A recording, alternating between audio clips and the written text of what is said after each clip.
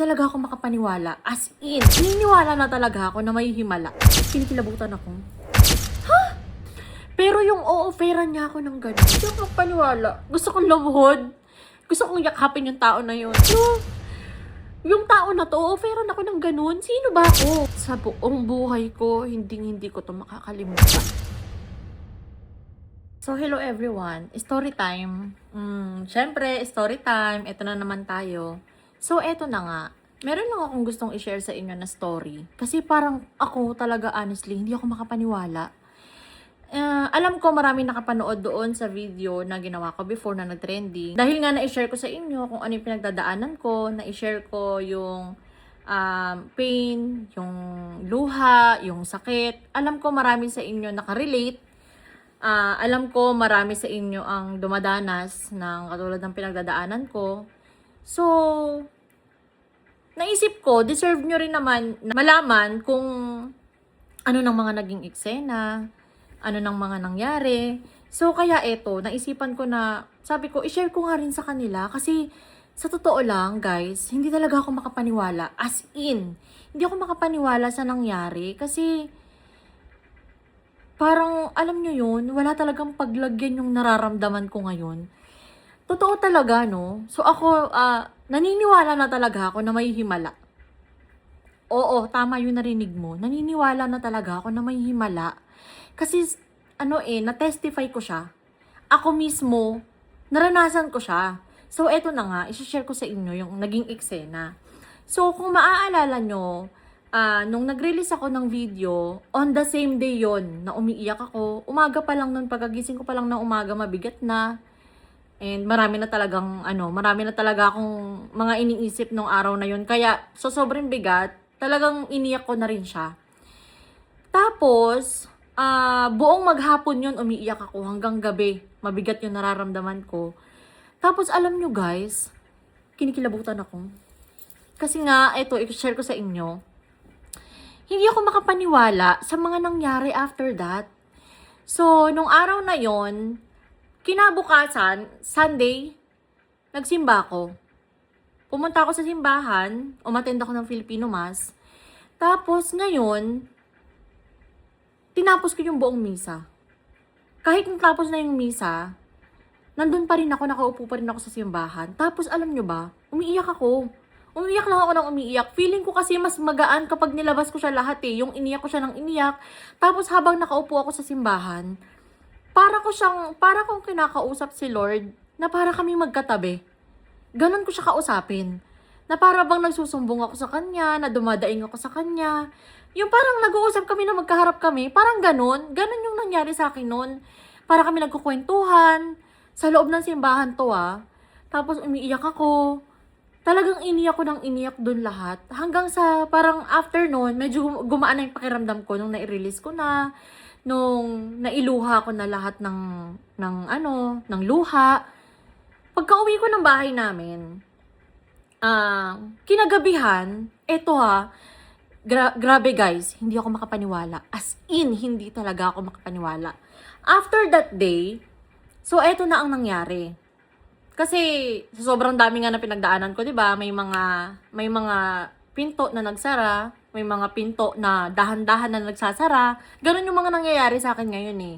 So, kaya nung araw na yon, nung kinagabihan, pagkatapos kong manggaling sa simbahan, kinagabihan, bigla na lang may kumontak sa akin na na mga ko din, customer ko, mga ganyan, kasi 'di ba nag-online selling ako. Tapos ang sabi niya sa akin, una, may isang tao. Sabi niya sa akin, nandito ako sa baba ng building nyo. Sabi niya ganun sa akin, nandito ako sa baba ng building nyo. Kukuha pala ako ng wholesale sa'yo. So sabi ko, wait, kasi parang siguro ilang buwan na talaga na wala, down na talaga yung business, ganyan. Ilang buwan na yan, matamlay na, ganun. So nung gabi na yun, sabi niya nandito ako sa baba ng building nyo. Sabi niya ganun, ano nga ulit yung room mo? Sabi niya kasi kukuha ko ng wholesale sa'yo. So parang, alam niyo ba yung mugtong-mugto pa yung mata ko? Tapos parang yung itsura ko talaga nun, para akong pagod na labandera, ganon. So ako naman na parang, ay, sige, sunduin kita, ganyan. Ito yung So parang alam mo yung natataranta ako na hindi ko alam yung gagawin. So eto na. Di okay na, nakakuha na siya ng wholesale na parang, hala, thank you. Parang alam mo yun, na, hala, thank you. Thank you naman. Sabi ko kahit papano, di ba, nabawas-bawasan na rin yung iniisip ko. Then, nakahiga na ako sa kama. Kasi gabi na yun eh. Siguro alas 12. Alas 12 ng madaling araw. Eto ha, alas 12 ng madaling araw. May tumawag sa akin. Sabi niya, Mari. Sabi niya ganun, Mari, on the way na ako. Sabi ko, sino to? Sabi ko pa, sino to? Sabi niya, hala, si Mari, parang timang. Sabi niya, on the way na ako, kukuha ko ng mga order sa'yo. Ha? Sabi ko, anong meron? Alam mo yun na parang, teka lang, anong nangyayari? Alam mo yun na parang, wait lang, ano ba nangyayari? Pero syempre, alam mo yun, hindi ko na masyadong inintindi kung ano bang nangyayari. Ang goal ko is, sige. So ngayon, alas 12, bumangon talaga ako. Patulog na ako, walang antok-antok. Bumangon talaga ako. Tapos, di punta na dito. Nag-wholesale din siya. So sabi ko, hala, sabi kong ganun. Bago ako matulog, nagmuni-muni muna ako.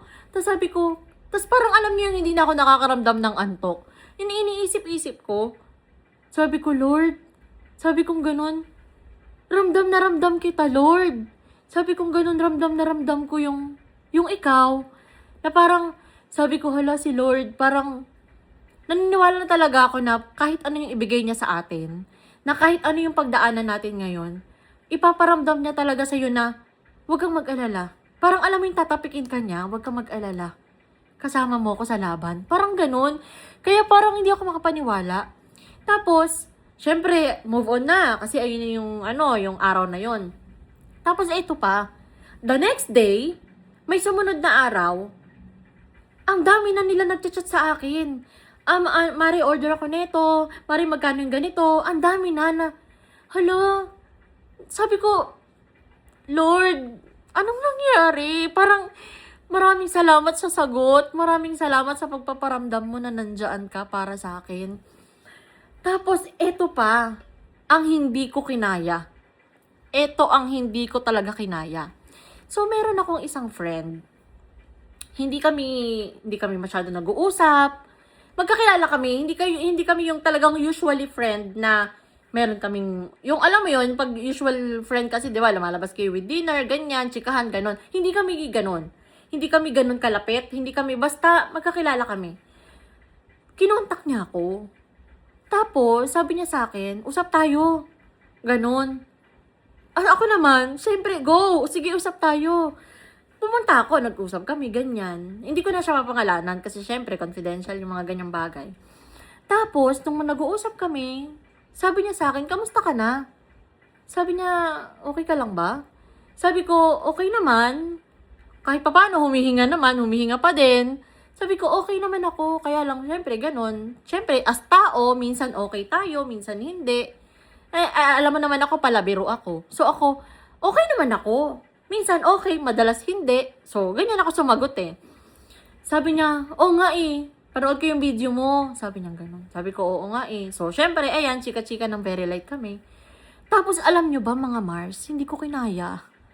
Hindi ko talaga kinaya to. Sabi niya sa akin, kailangan mo na ba ako? Parang, Lord, ikaw ba yung kausap ko? Ginagamit mo lang bang instrumentong tao na to? Alam mo yun, na parang kinikilabutan talaga ako. Sabi niya sa akin, ikaw, kung gusto mo, kung may naiisip ka, may gusto kang umpisahan, ako nang bahala. Magsabi ka lang. Sabi niya ganun sa akin, magsabi ka lang. Tapos bamawi ka na lang, mag-okay ka na ulit. Na parang alam niyo yung gusto kong umiyak. Alam mo yun na parang hindi ako makapaniwala sa nangyayari. Nasabi ko, Lord, sobrang perfect mo talaga. Alam mo yung si Lord, lagi siyang perfect timing. Na parang, sabi ko, Lord, sobra-sobra ka. Parang, pinaramdam mo sa akin, Lord, na andyan ka. Pinaramdam mo na hindi ako mag-isa sa laban. Kasi, nung nag-uusap kami noon, sabi ko, pakiramdam ko mag-isa ako. Lumalaban ako ng mag-isa. Yun ang sinasabi ko sa kanya habang nasa simbahan ako. Nasabi ko, yung mga problema ko, Lord, sabay-sabay naman. Isa-isa lang. Sabi ko gano'n kasi nahihirapan ako. Sabi ko. Tapos, alam mo yung nangyari yung araw na yun, na parang, sabi niya sa akin, as in ha, hindi kami close nung tao na yun. Magkakilala kami, yes. Kilala niya ako, kilala ko siya, ganyan. Pero yung o-offeran niya ako ng ganun, na parang, may naiisip ka na ba? May gusto kang umpisahan? Sabihin mo lang sa akin. Sabi niyang ganun. Hindi ako magpaniwala. Gusto kong lumuhod. Gusto kong yakapin yung tao na yun. Gusto kong, alam mo yun, sobra-sobra yung nararamdaman ng puso ko, na parang, ang bait sa akin ng Panginoon. Sabi ko, hindi niya ako pinapabayaan. Kasi nung time na nag-i-struggle na ako, pakiramdam ko talaga mag-isa ako sa laban. Pakiramdam ko, walang kahit sino na makakatulong sa akin. And tama kayo. Kasi nabasa ko to sa comment section eh. Sabi sa akin ton, hindi ka nag-iisa. May nabasa akong comment na ganyan. Kasi nagbabasa ako ng mga comment ng video eh. Hindi ka nag-iisa. Laging nandyan si Lord para sa'yo, para sa atin, ganyan.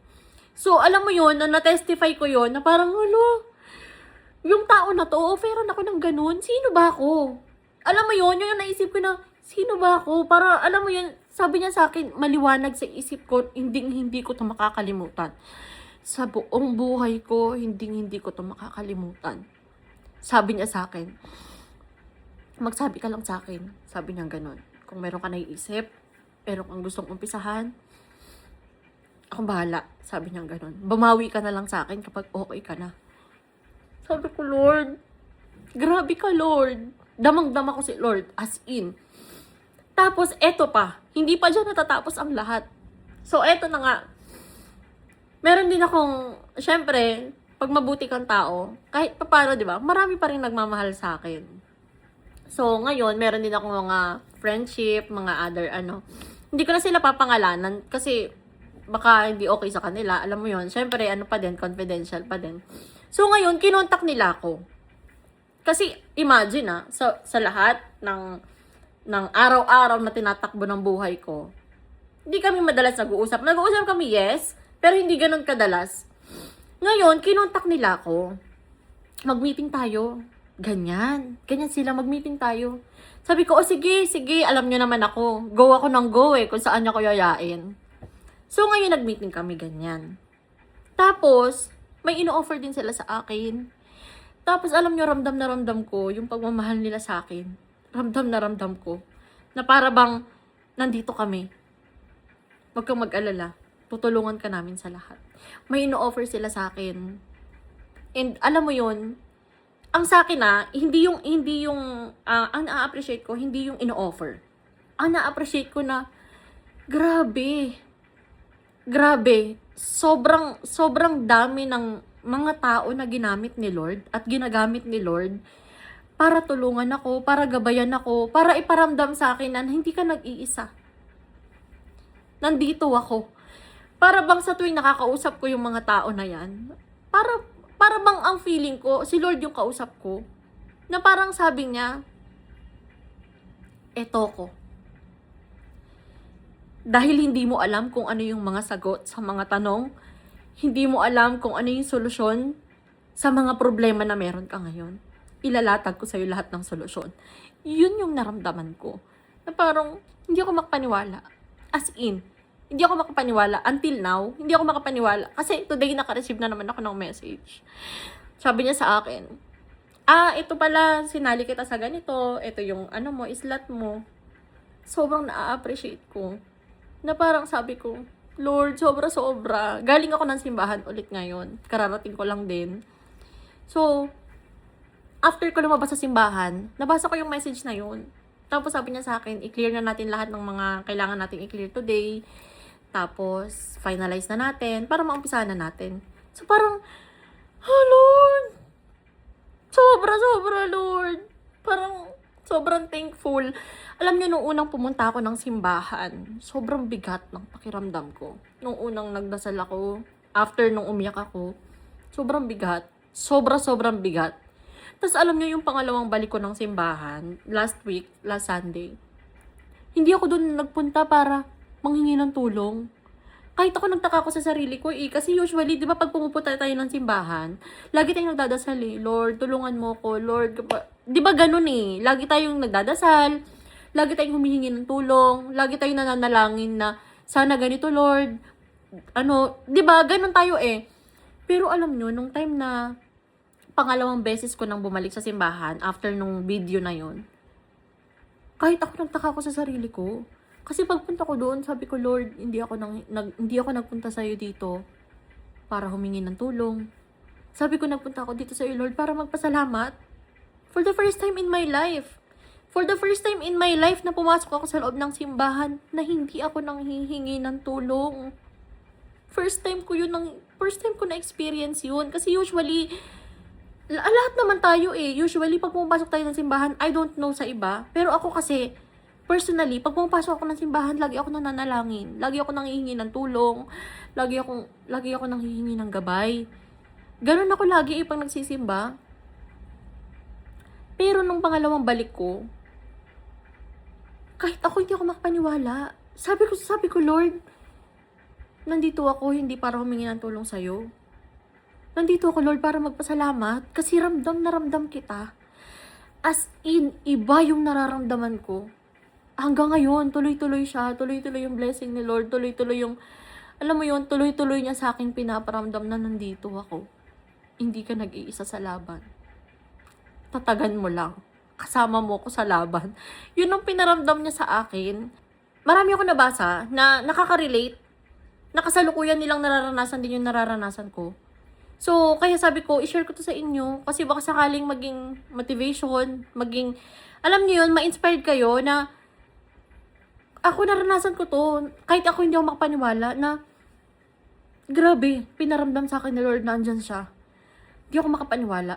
Everyday na gumigising ako, madami ako nare-receive ng mga bagay na parang, kinakagulat ko din.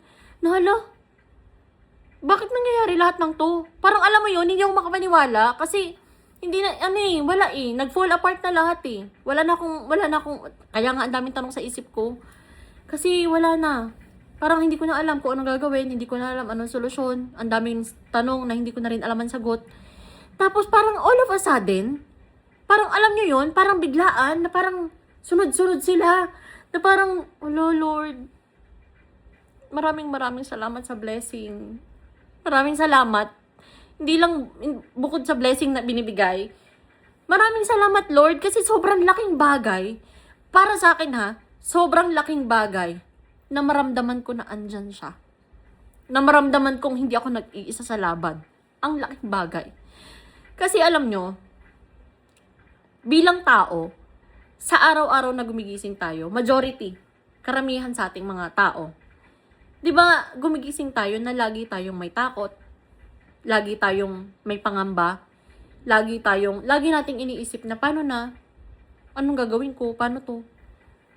Alam nyo, after kong maramdaman lahat ng to,